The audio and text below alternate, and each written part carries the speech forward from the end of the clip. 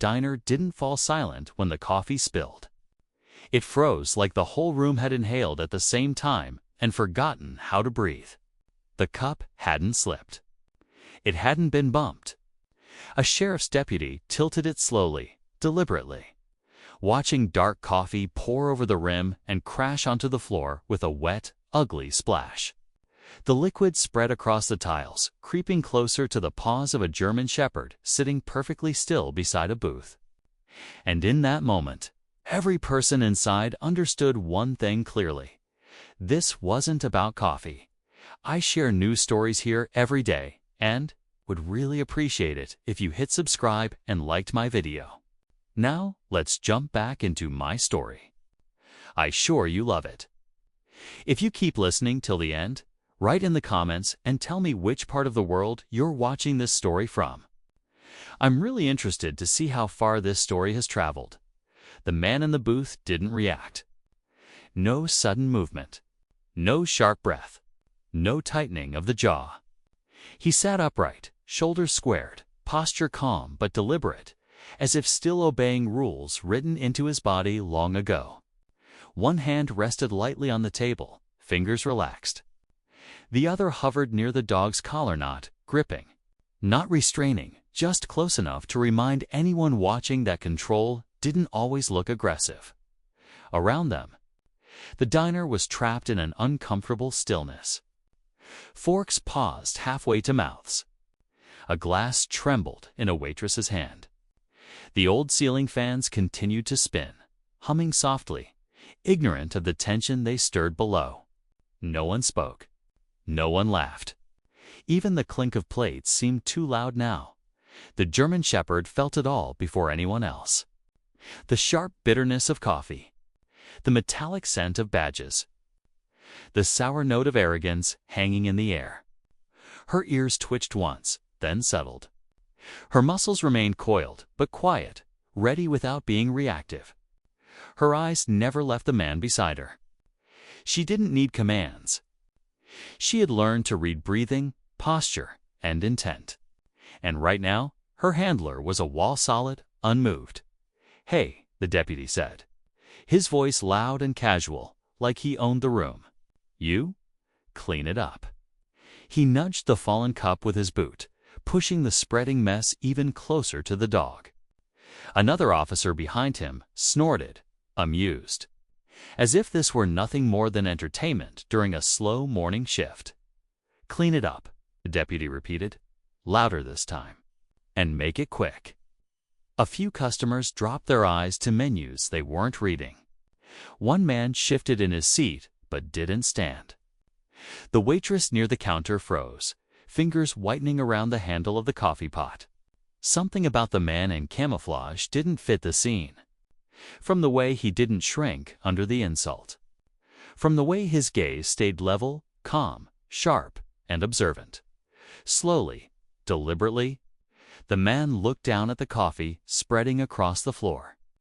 Then he lifted his eyes back to the deputy. "You done?" he asked. His voice was even, controlled, not loud enough to challenge, but strong enough to carry. That calm did something strange to the deputy.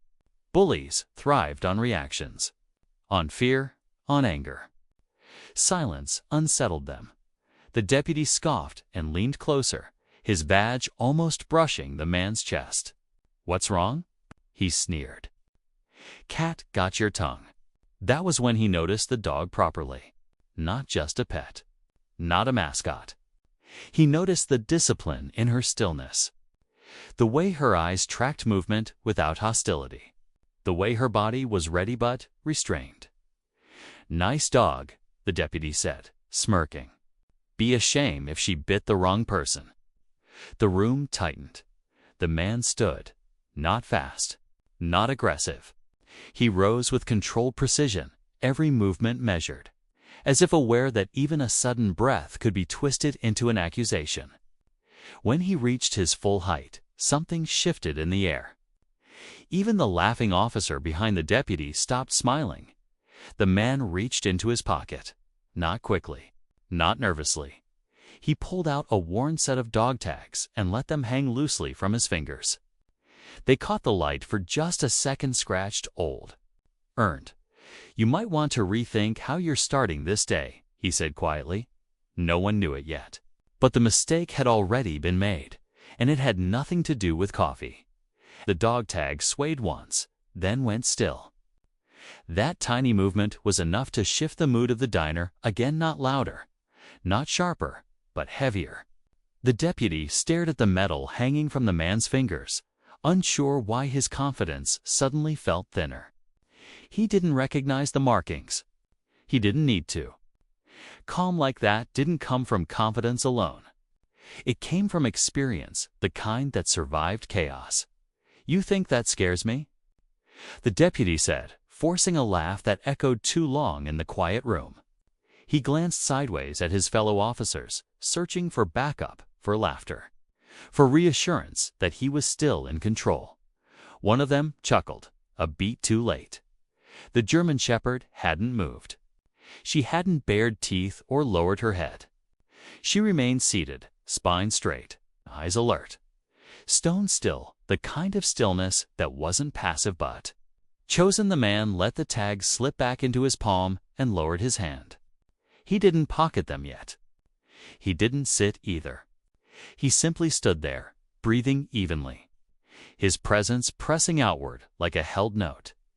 I came here to eat, he said, his voice calm enough to sound almost gentle. Same as everyone else. The deputy crossed his arms, trying to reclaim space. Funny thing, he replied. Trouble usually follows dogs like that. A pause. The man nodded slowly, as if considering the statement. Yeah, he said. Sometimes it does. His eyes lifted, locking onto the deputy's. Mostly when people don't know when to stop. A ripple moved through the diner. A man at the counter swallowed hard. Someone shifted in a booth. The waitress's grip tightened on the coffee pot. Knuckles pale. Behind the counter, the elderly cook had been watching everything. He'd seen arguments before. He'd seen badges thrown around like shields. But something about this moment felt different. He cleared his throat, the sound thin but determined. Son, he said, voice shaking slightly. Maybe you should just leave him be. The deputy snapped his head around.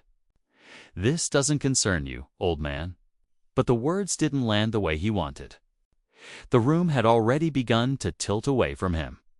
Authority only worked when people believed in it, before the deputy could say more. The bell above the diner door chimed. The door opened, cold morning air rushed in, carrying with it a presence that didn't need to raise its voice to be felt. A tall man in a pressed uniform stepped inside. His boots stopped just past the threshold. His eyes swept the room in seconds. Spilled coffee. Stiff deputies, silent patrons, the man in camouflage.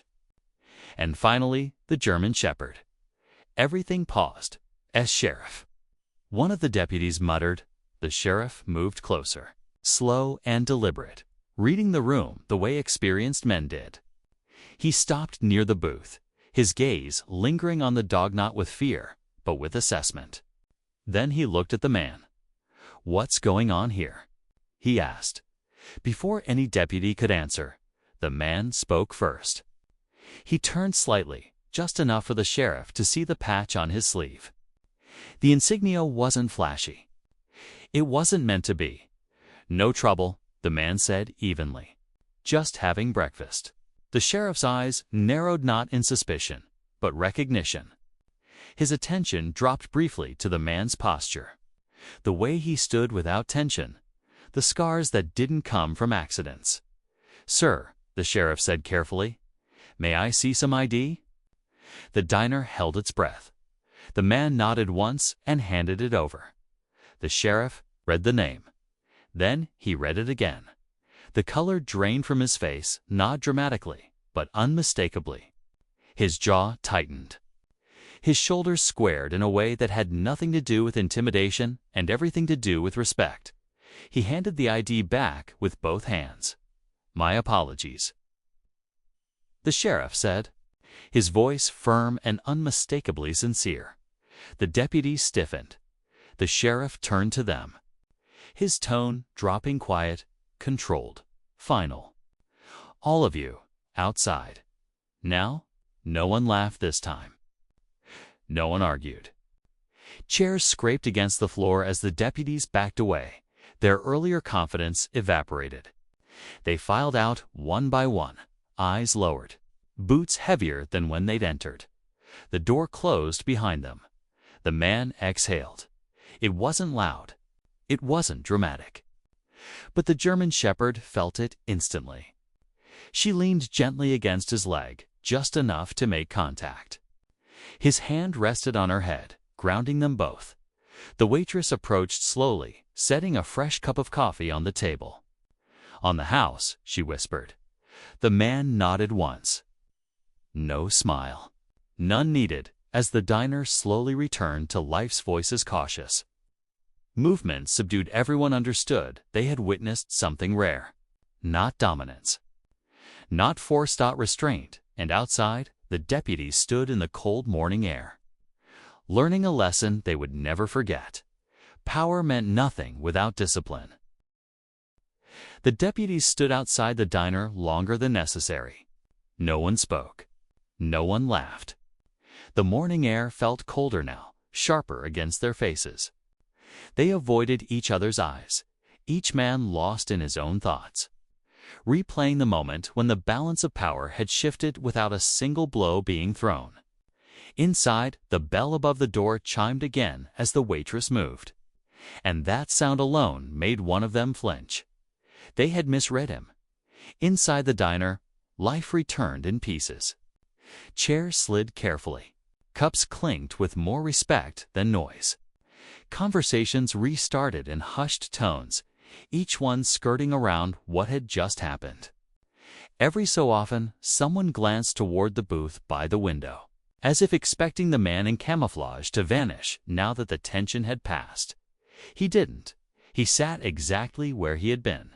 Shoulders relaxed now, one hand wrapped around the warm coffee cup, the other resting on the German shepherd's head. The dog lay at his feet, eyes half closed but alert, ears still tuned to the room. She had not stood down. She had simply shifted into waiting mode. The sheriff lingered near the counter, pretending to inspect the mess on the floor while giving the man space. He didn't apologize again. He knew better. Men like this didn't want speeches. They wanted distance and respect delivered quietly. The man took a slow sip of coffee. The warmth spread through him, grounding him in the present. The diner smelled of bacon grease and burnt toast, ordinary and safe. For a moment, it almost felt like just another morning. Almost the smell triggered something else, too. A memory, a different room, a different silence, concrete walls, fluorescent lights, a metal chair bolted to the floor. He blinked once. Pushing the thought away, across the room, the elderly cook watched him closely. The old man had lived long enough to recognize certain things. He'd seen soldiers come home broken, and he'd seen men who carried war so deep inside that it never left them. The calm in this man wasn't natural. It was trained. Earned. The cook finally spoke again, his voice quieter this time. "You didn't have to handle it like that," he said. The man looked up. "Yeah," he replied. "I did." The cook nodded, understanding more than he let on. At the counter, a younger customer leaned toward his friend. "Who do you think he is?" He whispered. His friend shook his head. "Doesn't matter." The sheriff returned then, stopping a few feet from the booth. He kept his hands visible, his posture respectful. "Sir," he said, lowering his voice, "my deputies crossed a line." The man met his gaze. He didn't glare. He didn't soften. He simply waited. "They'll answer for it," the sheriff continued. "That kind of behavior. It doesn't belong here." "Good," the man said. One word. "Enough." The sheriff hesitated, then added, "You passing through." "For now?" The answer closed the conversation. The sheriff nodded and stepped away, knowing when not to press. The man looked down at the dog. "Almost done," he murmured. Her tail tapped the floor once. Outside, one of the deputies finally spoke. Who was he? The deputy who had spilled the coffee didn't answer right away. His jaw was tight, his face pale. "Doesn't matter," he muttered. "Not the kind of guy you forget." Inside, the man finished his meal slowly. He wasn't in a hurry. He had learned long ago that rushing only brought mistakes. He wiped his hands, folded the napkin neatly, and stood. The German Shepherd rose with him instantly, moving in perfect sync. As they walked toward the door, every pair of eyes followed them. No one spoke. The bell chimed as they stepped outside. The morning sun was brighter than before. The air felt cleaner. The deputies shifted aside without being told. The man paused once, turning back toward the diner. Through the window, he saw the cook watching him. The waitress, too. He gave a small nod, not thanks. Not farewell, acknowledgement. Then he walked away. The German Shepherd stayed close at his side, matching his stride. Behind them, the diner resumed its rhythm, but something had changed. A line had been drawn. A lesson had been learned, and the deputies would carry that lesson long after the coffee stain was scrubbed from the floor. Because they had come face to face with a truth they weren't prepared for. The most dangerous man in the room had never raised his voice. The parking lot gravel crunched softly under his boots as he walked away from the diner. Each step was measured, even now, even when no one was watching, though he knew they still were. Some habits never faded. They became part of you, stitched so deeply into muscle and instinct that even peace couldn't erase them. The German Shepherd stayed tight at his side.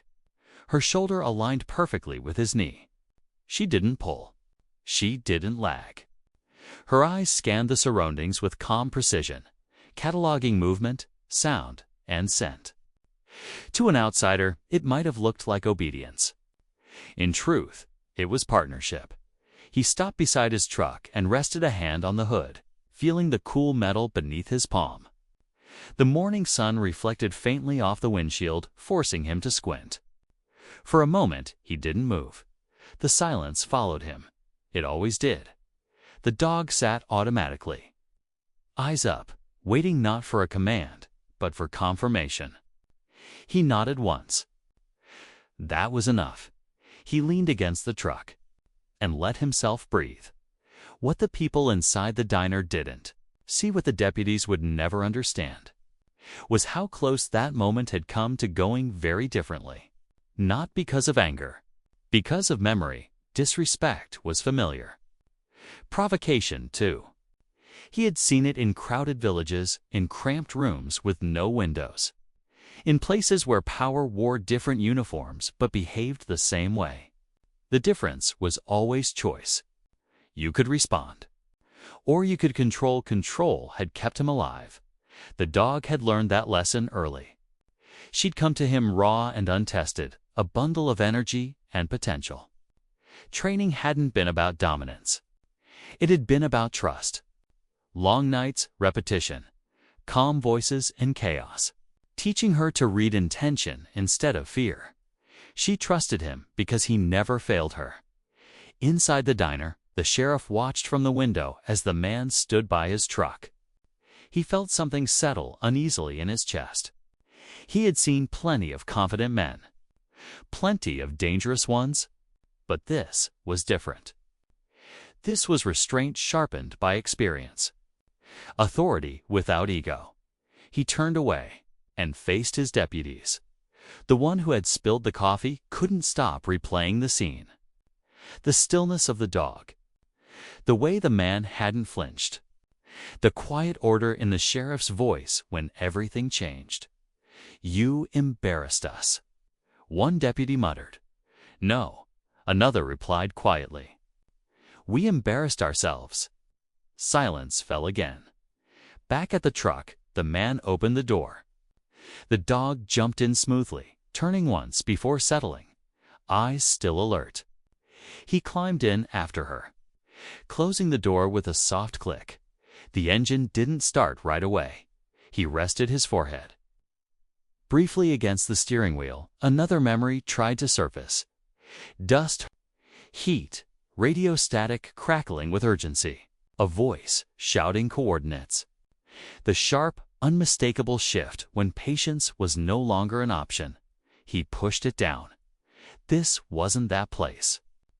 This wasn't that time. He started the engine. As the truck rolled onto the road, the diner shrank in the rearview mirror. A small building. A small moment. But moments like that had weight. They always did. The dog lifted her head, watching the road ahead. "You did good," he said quietly. Her tail tapped once against the seat. Miles passed. The landscape opened up fields, empty stretches of road, the hum of tires steady and grounding. He drove without rush, without destination pressing hard on his mind. For now, movement was enough. Somewhere behind him, the deputies would return to their routine. Badges would be adjusted. Jokes would be forced. But something had shifted. They had learned that authority could be questioned without a word spoken. That power could evaporate in the presence of someone who had nothing to prove. The man didn't think about them anymore. He focused on the road, on the dog, on the present. Because he had learned the hard way that survival wasn't just about reacting. It was about choosing when not to. And today, he had chosen restraint. But restraint didn't mean weakness. It meant control. The road stretched ahead in a pale ribbon, disappearing into heat shimmer and distance. The truck's engine hummed steady, a sound he trusted. He kept both hands on the wheel, eyes forward, posture unchanged. The German Shepherd watched the world pass by through the open window, nose lifting slightly as new scents rushed in: grass, dust, fuel. Freedom. Walking away always looked easy from the outside. It wasn't. He had learned early that restraint carried a cost. You absorbed what others tried to hand you: fear, humiliation, provocation, and you carried it forward. You didn't let it spill. Not here, not now. But it didn't vanish. It waited. The diner moment replayed again, sharper this time. The cup tipping. The smirk. The way the deputy's voice had filled the room like a challenge disguised as authority. The dog's stillness. The tags catching the light. He exhaled slowly through his nose. There were rules he lived by now. Simple ones. Leave places better than you found them.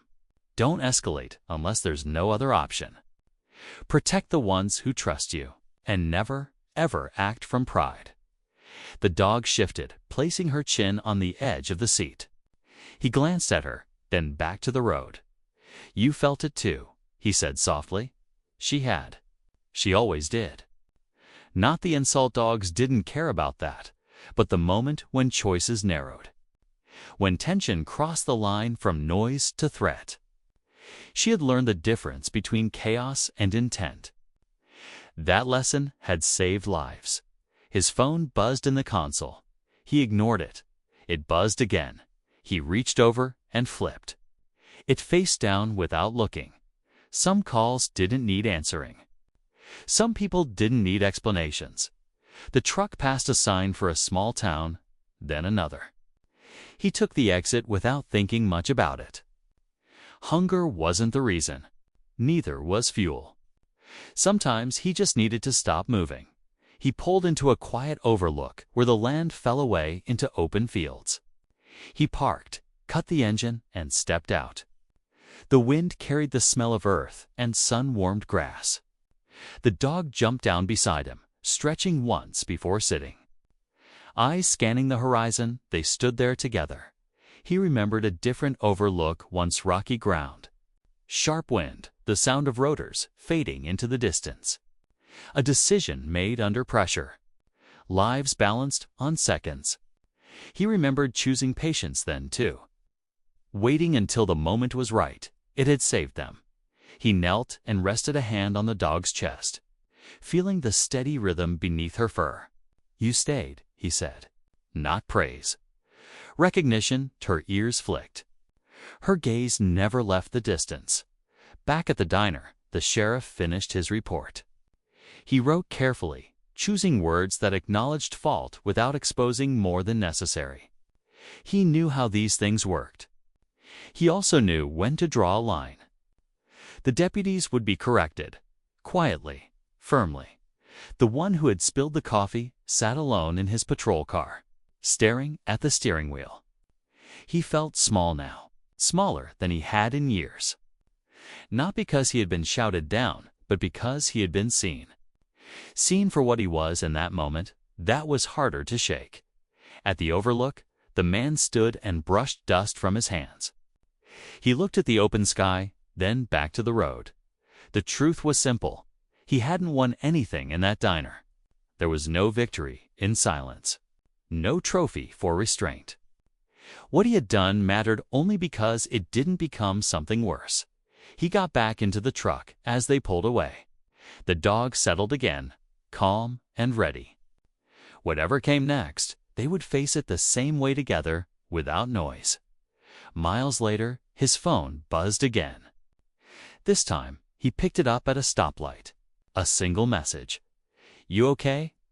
He typed back 2 words. "All good." The light turned green. He drove on. Somewhere behind him, a diner scrubbed its floor and moved on. Somewhere ahead, another quiet moment waited to test him. He didn't seek them out. They found him anyway, and every time. He chose the same thing: control. The sun was lower now, stretching shadows across the road as the truck rolled on. The man drove without music, without hurry. Silence had always been his companions, sometimes useful. Today, it felt earned.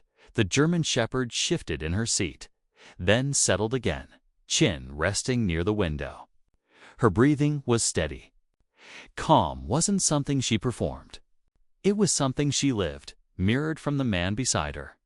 He glanced at her and allowed himself the smallest smile. There was a time when walking away would have felt like surrender. Back then, every slight demanded a response. Every challenge needed to be met head-on.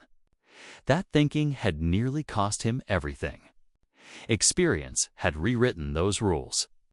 Real power didn't announce itself. It didn't posture. It waited. He pulled into a small roadside station as the sky softened toward gold.